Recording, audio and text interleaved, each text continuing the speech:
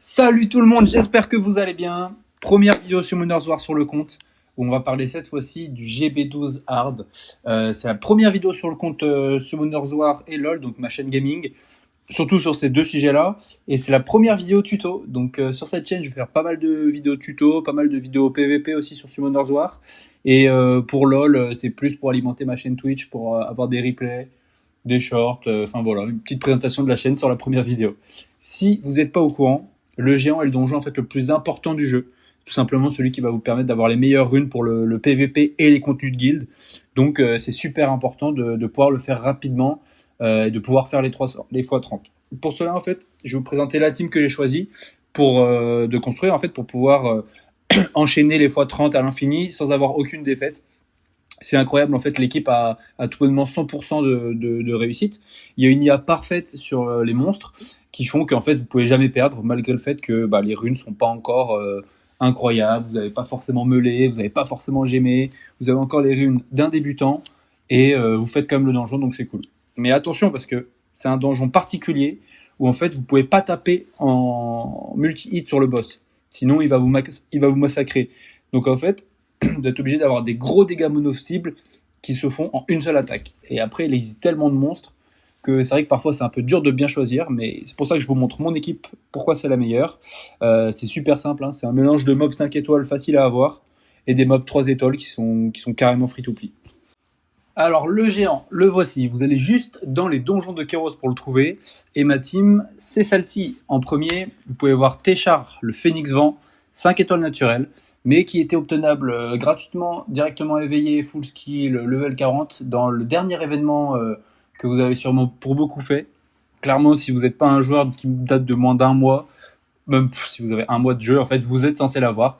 Donc, c'est le meilleur monstre pour le géant. Pourquoi ? Tout d'abord, il y a son lead to crit de 33% qui va vous aider énormément. Parce qu'au début de jeu, c'est super dur de reach les 100% de to crit. Donc là, vous avez juste à avoir 65, 66, 67% et vous serez à 100%. Avec le buff élémentaire, il faut savoir aussi que vous avez 15% bonus, notamment sur Téchar, parce que c'est le Phénix Vent. Donc vous pouvez encore descendre le nombre de to crit qu'il vous faut pour le donjon pour atteindre 100%. Et ça vous laisse tellement de possibilités dans le runage, c'est super bien. Ce qui est bien aussi avec Téchar, c'est qu'il fait des énormes dégâts de zone. Le skill 3, en gros, c'est le DPS principal pour les vagues, qui fait, comme vous pouvez le voir, donc si vous lancez une attaque, vous allez en répéter une autre. Et si vous tuez les monstres pendant une des deux attaques, ça réinitialise le skill, le sort, et vous n'avez pas besoin d'attendre pour le réutiliser, vous pouvez le réutiliser dès le tour d'après. Donc c'est incroyable. En fait, il doit juste jouer en deuxième dans la team et détruire tous les monstres en face grâce à ses tornades. D'ailleurs, qui joue avant lui ? Juste après, vous avez Priléa, la harpivant, donc 3 étoiles naturelles, ça super simple à avoir. Pourquoi est-ce qu'il faut l'avoir ? Tout simplement parce qu'elle pose le break def sur ses 3 sorts. Et ça, c'est une dinguerie. À n'importe quel tour, vous allez poser le break def et pardon. Et c'est incroyable. C'est justement pour ça que ça doit jouer en premier. Donc avec 205 de speed de combat, je vais vous expliquer pour comment l'activer. En fait, juste aller en bas à gauche au niveau de la petite loupe et après vous pouvez activer la speed de combat à la place des niveaux de vos monstres pour voir ça.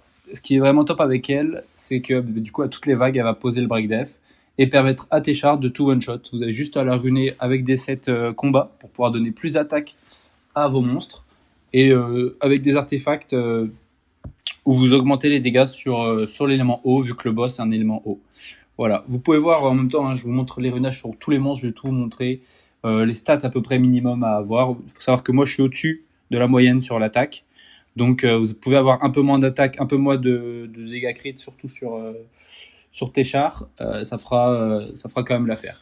En troisième, comme vous pouvez voir, c'est Konamiya, le Garuda O, 2 étoiles naturelles. Clairement, lui, il est juste utilisé pour redonner un tour à Téchar, en fait, avec son skill 2. Il va redonner un tour à un allié et lui mettre un buff attaque. Donc comme ça, Téchar, au lieu d'attaquer 2 fois, il attaque 4 fois, avec la deuxième fois sur un buff attaque. Donc clairement, comme ça, il n'y a aucune vague qui peut lui résister. Et il peut tuer n'importe quel monstre, quoi.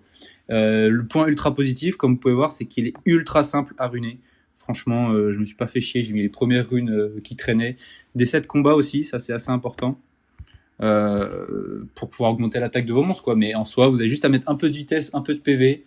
Même pas forcément, s'il meurt pendant le donjon sur le boss, c'est pas grave. Mais par contre, voilà. Qu'est-ce que je voulais dire? Oui, voilà, il n'y a pas besoin de chercher de gros stats. Et c'est ça qui est vraiment bien avec ce mob-là. En quatrième, du coup, c'est à Lynn de jouer. Donc ça, c'est la Amazon Light, 3 étoiles naturelles. Aussi free-to-play, parce que vous pouvez l'avoir dans les donjons gratuits qui tombent, là. Vous pouvez tuer des monstres pour avoir des morceaux. Mais c'est là-dedans que vous pouvez l'avoir. Et ça, le point positif, c'est que c'est un gros dégât mono-cible. Inflige des dégâts supplémentaires aussi sur Scontil 3, puisque le boss ne peut pas être stun, donc il y a de l'augmentation de dégâts. Vous devez la runer en attaque, dégâts crit, attaque, donc avec suffisamment de taux crit aussi, en fonction du lit de Téchar, et avec à peu près les mêmes stats, donc 200, 220 dégâts crit, c'est à peu près le minimum que vous devez taper pour qu'elle puisse vous aider à one-shot le boss rapidement, quoi. Pareil, pas besoin de la mettre forcément tanky, il n'y a pas besoin d'aller chercher trop de PV. Même, vous n'êtes même pas obligé parce que normalement elle prend aucun coup. Et en vitesse, vous devez avoir voilà, à peu près plus 53 pour qu'elle soit juste au-dessus des vagues. En fait, il faut savoir que sur tous les donjons de Kairos, la speed minimum à avoir c'est 169. Donc si elle est au-dessus, c'est bon. Moi je crois que la mienne est à 171 ou quelque chose comme ça, ou 170. Mais vous n'avez pas besoin d'aller chercher beaucoup plus. Et en dernier, du coup, c'est l'Homonculus Vent.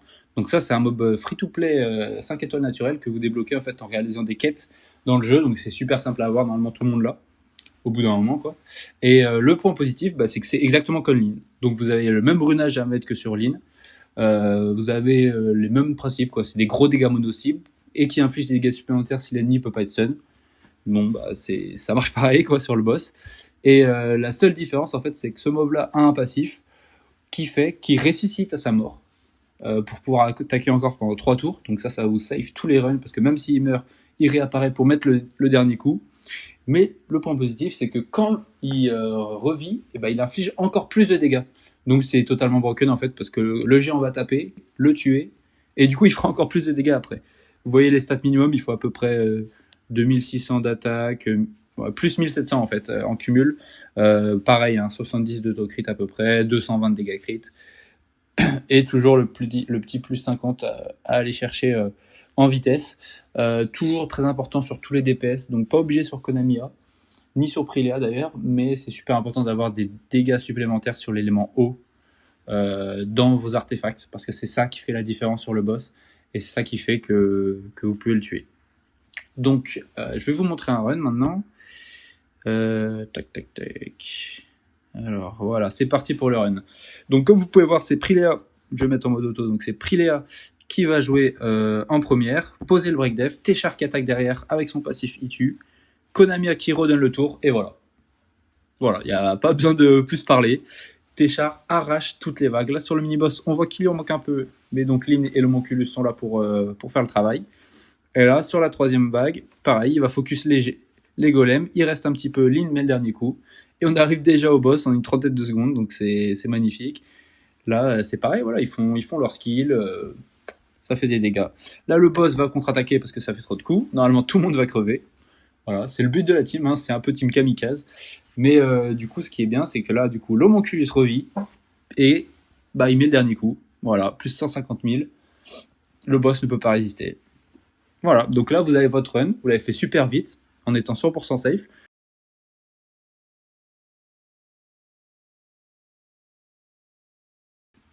Mais dans tous les cas, ce qui est bien, c'est que c'est safe. Ouh, la rune. Ah, pas mal celle-là. Ah, là, j'ai trouvé une belle rune. On va voir ce que ça donne. Pas mal. Je pense que je vais la garder. Ah ouais, je la garde. Bon, je vais la garder celle-là. Précision avec le set pour stun, là, c'est vraiment fort. Bon, je vous montre un deuxième run, comme ça, vous voyez que c'est bien régulier. Donc, même principe, Téchar qui arrache les vagues. Le seul quoi que vous pouvez avoir sur la team, c'est si jamais Prilea pose pas son break def. Mais bon, ça arrive tellement rarement que si vous avez, je crois que c'est 35 de précis. Moi, elle est à 70, mais je crois que c'est 35 de précis. Si vous avez juste 35 de précision, c'est capé sur le boss. Enfin, sur le donjon. Donc, vous n'avez pas besoin de plus, en fait. Et là, encore une fois, donc il va se venger. Il va jouer et il va tuer tout le monde. Et derrière, l'Homonculus va pouvoir terminer tranquillement. Ah Konami a survécu là. Mais bon, on s'en bat les couilles, de toute façon, il joue pas. Voilà. Donc ça, c'était pour les runs. Comme ça, vous avez pu voir un peu comment ça se passe. Vous voyez, 43 secondes. Donc là, sur la moyenne, ça fait 46 sur les 2 runs. Donc c'est pas mal. Mais pour vous montrer plus en détail, je vais lancer un x30. On se retrouve après, comme ça, je vais pouvoir voir le temps moyen que j'ai fait à chaque fois. Alors celle-là, est-ce que je la garde? Ouais, non, je vais pas la garder celle-là. La dégâts crit, elle m'intéresse pas, c'est comme ça. Et voilà, de retour, donc après le x30, pour voir un peu ce qui s'est passé. Alors là, vous avez du coup tous mes runs. Vous pouvez voir que j'ai fait 18 minutes. Donc 18 minutes pour faire 30 runs, à peu près 36 secondes moyen. Le meilleur temps à 28 secondes. Donc vous voyez comme quoi ça peut être assez variable, de 49 à 28 secondes. Mais généralement, voilà, vous mettez 30 secondes en moyenne, comme vous pouvez voir sur l'écran, tout simplement. Alors, je vais aller voir dans l'historique. J'ai eu des belles runes quand même. Hein. Je vais aller voir dans l'historique combien de temps moyen on a fait à chaque fois. Bon, alors, du coup, voilà, 29, 30 secondes, 49, là, tout le monde est mort. Des belles runes. 30 secondes, tout le monde est mort encore, mais ça a gagné 43, 32, 46, 31, 30, 30, 30, 28, voilà. Donc, comme quoi, on a des beaux runs et des belles runes aussi. Celle-là, dommage, il n'y a pas de vitesse. On va voir un peu ce que ça donne. Alors, du coup, celle-là, PV%. Si ça prend qu'en dégâts crit en vitesse, pourquoi pas. Aïe. Peut-être, je lui laisse une chance. Ouais, non. Bizarre. Ah, dommage, putain, c'est une 2. Ça, c'était pas une 2. Celle-là, bon, si tout proc en vitesse, quoi. C'est toujours le truc de quand il y a des défenses flat, des attaques flat, faut qu'il y ait que de la vitesse. Peut-être. Et non, dommage. Bon, les poubelles. Ensuite, j'ai eu quoi? PV%. Ah, dommage, il n'y a pas de bonne sub. Ouais, j'en ai que 8, mais il n'y a pas de super bonnes sub. Donc, bon, on va voir quand même. Ça passe en crit. Ouais, bon, non, tant pis. Alors, celle-là pas mal. Si elle passe en vitesse ou en défense. Attaque, ouais. Ah, putain.